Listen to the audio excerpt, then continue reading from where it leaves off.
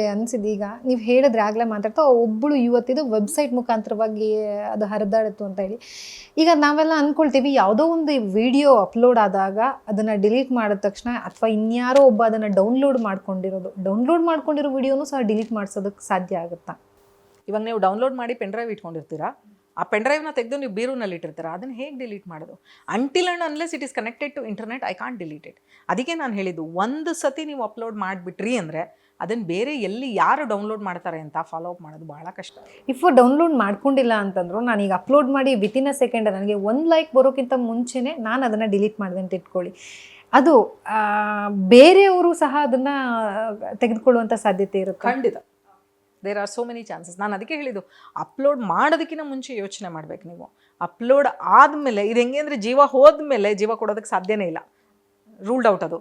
So ನಿಮ್ಮ image, ನಿಮ್ಮ video, ನಾಳೆ ದಿನ ನಿಮ್ಮ ಮದುವೆ ವೆಡ್ಡಿಂಗಿನ ಪ್ರೀ ಶೂಟ್ ಆಗಲಿ, ಯಾವುದೇ ಆಗಲಿ, ಯಾವುದನ್ನೇ ಅಪ್ಲೋಡ್ ಮಾಡ್ತೀನಿ ಅಂದರು, ಅಥವಾ ಮಗುವಿನ ಯಾವುದೋ ನಾಮಕರಣ ಆಗಿರ್ಬೋದು, ಸೀಮಂತ ಆಗಿರ್ಬೋದು, ಯಾವುದನ್ನೇ ನೀವು ಅಪ್ಲೋಡ್ ಮಾಡ್ತೀನಿ ಅಂದ್ರೂ ನಿಜವಾಗ್ಲೂ ಬೇಕಾ ಅಪ್ಲೋಡ್ ಮಾಡೋದು? ಅದನ್ನು ಒಂದ್ಸತಿ ಯೋಚನೆ ಮಾಡಿ. ಅದು ಆದ ನಂತರ ಅಪ್ಲೋಡ್ ಮಾಡೋದು ಬಹಳ ಒಳ್ಳೆಯದು. ಏಕೆಂದರೆ ಅದು ಎಲ್ಲಿ ಹೇಗೆ ಯೂಸ್ ಆಗುತ್ತೆ ಅನ್ನೋದು ನಿಮಗೆ ಗೊತ್ತಿಲ್ಲ.